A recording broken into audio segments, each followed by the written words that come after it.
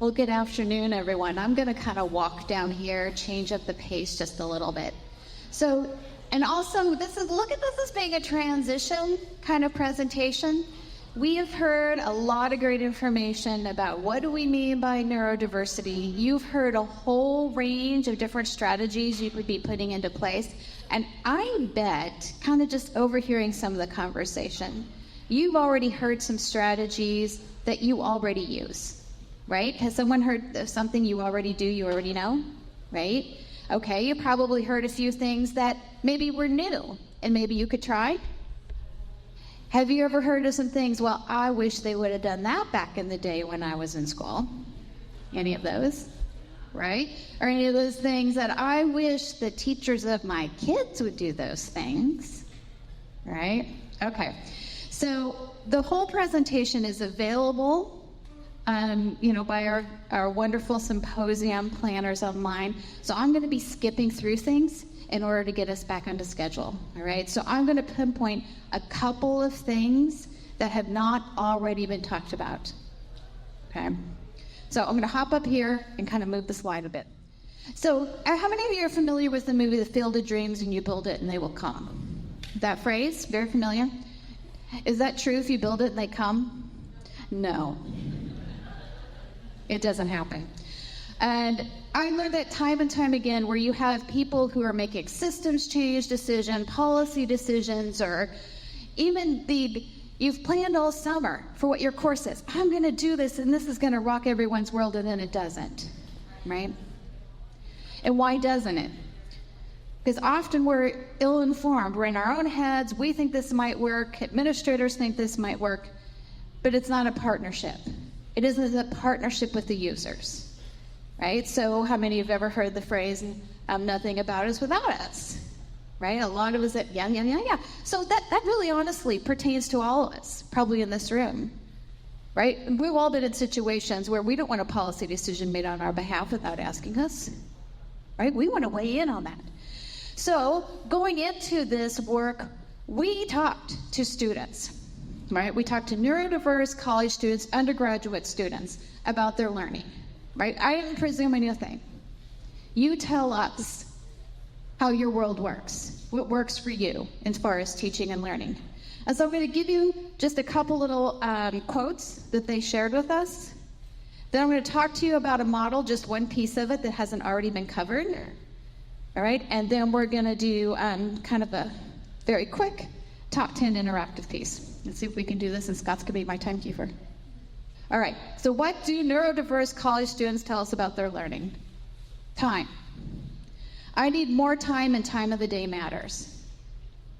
Right? So the schedule you bestowed upon me does not always fit me. Right?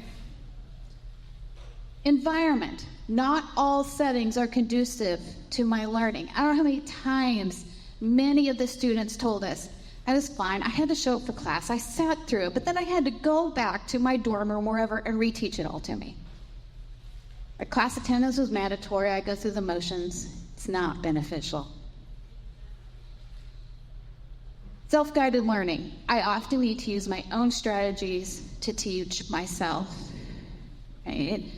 So, some of these undergraduate students are pretty savvy about how they learned and what was going to be the best way. And they didn't always jive what was being provided. So they had to pull out their own toolkit, their own strategies, and make it work for themselves. Social aspects. Navigating group assignments can be tricky to nearly impossible. But that doesn't mean I don't want to do it. I really, really want to do it. And you've heard lots of good stuff today about how to work through that, some of the social stories, social narratives, role-playing, all kinds of those strategies to help find more success in the social aspects of learning. And then this last one is my last of my primer. I am aware that I think differently, but that doesn't make me less capable. Right? I'm not oblivious to it. Right? Just kind of wear that feeling for a little bit. So springboarding off of that, I'm going to talk to you about the one thing. Okay, I'm going to pop out my model here. So when I hear those students talking about this, these are the kind of the 4 pieces that we put together to help create a successful environment, a inclusive, and I'm going to say a next level inclusive. You heard about universal design. You got the greatest number of users. We got that, right? So students can come into your classroom. You don't need to know what their disability is to provide an inclusive environment because you have a mindset, the greatest number of users. I want to point to you, kind of springboarding off of that, to the trauma-informed settings. So remember that last quote I did about the social aspects? I am aware that I think differently, do differently, but that doesn't make me less capable.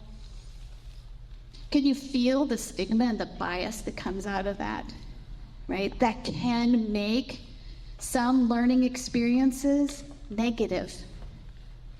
That there could be some form of traumatic experience with that. So how can we set up the learning environment to be trauma-informed, meaning you don't need to know someone's trauma histories, the negative experience, because you are welcoming all students. You provide them opportunities for their self-care in those settings. So one of you, and if you're still in the room, was talking about allowing late work. Who was it? It was back at the table, that it was okay to turn in an assignment late. Oh, there you are, right? And they didn't quite believe you, where they said, okay, you get golden tickets to turn in all late. That was giving the students permission for self-care. A lot of times, especially in their high school settings, it wasn't a partnership with the high school students. It's a teacher power over student, right? And if a student gets up and has to go to the bathroom, I'm like, no, sit down, you didn't ask permission. That's not very trauma-informed. What if a student gets up and needs to adjust the blinds? They don't want to see outside, right? They have a trauma history. There's something going on. Big deal. Let them get up and shut the blinds. You know, a lot of times we're imposing a sense of control or tradition, or this is the way we always do it, that interferes with the student's self-care, and to be more trauma-informed. The other 2 things up there really quickly, intersectionality. You're diverse, multifaceted people. All of us. Sometimes you can see it because we look a little different. You don't know if I'm a first-generation college student and I've never had an experience like this, and I have no one at home to ask about this experience. How do I prepare for that? That's just one example that looks at all the multiple roles we have, the responsibilities they have, the identities we have, and then the adult learning principles. Scott told you he was going to tell you what we're going to learn and why we're going to learn it. As adults, you want to know that too. Is this relevant? I'm not wasting my time with this if this isn't relevant. Right? You know, our neurodiverse learners are very much the same. Right? They want to know why it matters. Right? They want opportunity to reflect on what they're learning and the relevance to be able to apply it. Okay, I'm going to put it into practice here. I have a top 10. They're going to go by pretty quickly, right? So, and a lot of you, if any of you have an example of when you've done this, or an example of why this is important to you, I'd love for us to, and I'll pass the microphone around and we can talk about. Neurodiverse students tell us they want specific and clear instructions. Who likes specific and clear instructions? Yeah, right? We don't need a special code book. Take the mystery out of it. Be specific and clear. I'm not gating them, right? Okay. Flexibility for self-guided learning. Who likes that? Really? What keywords in there? Flexibility, right? Many of you, you know how you learn, right? Right? Can I guide it my way? Why do I have to do it your way? All right. Balance of peer learning, hands-on, and direct instruction. So they weren't saying you can't just do lecture. That's not what it said. It's a balance between them. So not just lecture or not just a group project, Who likes balance? Variety. Right? Some of us love group projects. Some of us sigh at the idea of another group project. Right? Have a balance. Choice. Options to choose and not choose activities. Who likes choice? Right? Anybody have any suggestions? Do you ever have create assignments for students so they could choose to do it one way or another? You could choose to give a presentation and do it in a PowerPoint, or you could choose to write a paper. But some people are nodding. I have found when I've given that choice, for example, majority of students choose writing the paper. So that's what they know. No one ever gave them that other choice before. And you kind of got to practice it. No, this is a real choice. It's not a trick again. Really, if you choose this choice, you can still get an A. And it's about demonstrating what you've learned, right? Instead of writing the paper. Visuals and graphics, not just text-based. Who likes visuals and graphics? Right? Not just words, not just a lot of reading. Opportunities to be creative. Do you allow like that? A lot of us do. Some felt kind of stressed over the pipe cleaners and the coloring the brain, that creative, right? But there were a whole lot of pipe cleaners made and a whole lot of brains colored. Clear and logical applications to real world. And I put STEM in here because that's been the environment that I did this in, the students were all STEM majors. So clear and logical applications to real world. Do you often ask yourself when someone's forcing you to learn something, why do I need to know this? How is this relevant? You ever been forced to do one of those mandated employee new training things? You're like, this isn't relevant to me. Do you really? Do you just kind of click through the slideshow, call it done, right? Sensory stimuli focused on specific tasks.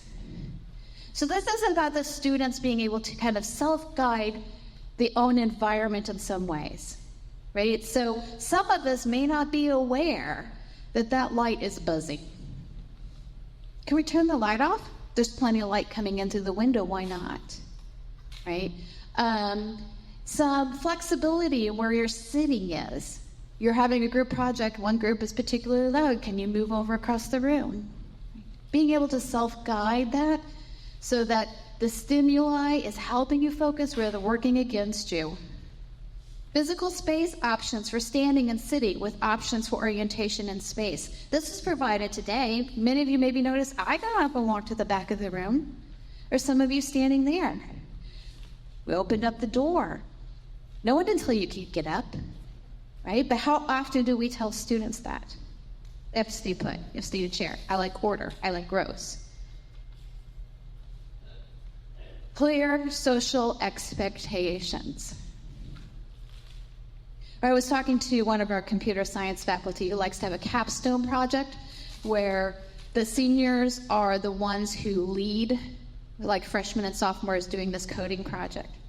He does not presume that a senior knows how to lead, right? He does not presume those freshmen and sophomores know how to work together. It's part of his instruction about how groups work together, what that social aspect is. Okay, those are my top 10. Now, often with this presentation, I ask, how many of you, personally, would like to have all 10 afforded to you? Most people. The fewest I've ever had someone raise his hand, they wanted 8. There might have been a couple of them that they didn't want, right? How many, this is just totally conjecture, do we provide for our students? I don't know. Anybody have any guesses? What do you feel like? Half of them, maybe? Scott says 3 or 4. Is that what you said? I know, it's just in general. Where are students reporting? Yeah. I think in our interviews with students, we probably, maybe about half of them, students said that they had some experience with. Are all 10 the norm, though? No, they're not the norm. Not the norm. How did I do on my time? Oh my gosh, I buzzed right. Okay, so why do we do this? I gave you a lot of strategies. Maya gave you a lot of strategies. Other people gave you a lot of strategies. How about if you stand up and find someone you haven't talked to and share one strategy that has been really powerful for you? Because I know you all have done a lot of these, right? So share with a friend. I'm going to give you 5 minutes to share with a friend, and then we'll come back and we'll wrap it up. I popped this slide to kind of wrap us up a little bit. I had some other discussion questions that we won't take time for, but I kind of wanted you to see, again, these 4 pieces. Universal design, which you've heard a lot about for the greatest number of users. Like, you don't necessarily need to know what a student's disability is if you're doing all those things that Kariko talked about, right? The engagement, representation, and today I forgot the last one. Somebody. And the how. The what and the why and the how. Trauma-informed settings, right? You don't know the learning histories that students bring to your setting. So how do you help them practice self-care? Adult learning principles. Make it relevant. Offer opportunity for reflecting on their learning. And intersectionality. Students bring diverse cultures and backgrounds, histories, families. They're from all over the world. There's a lot of factors, multiple identities that all go into play for you to do this. So I have one last takeaway for you on this, and it's a mnemonic that goes with this. If we're planning for our teaching and learning partnerships with students, right? We're doing this together. Teaching and learning is a reciprocal relationship. How do we foster comfort, control, and confidence? The 3 C's. Well, say them with me. Comfort, control, and confidence.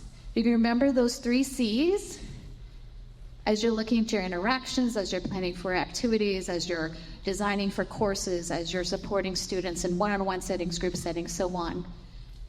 If you could be an advocate for and plan for comfort, control, and confidence, you're going to be hitting all of these aspects. Okay? Thank you. Good.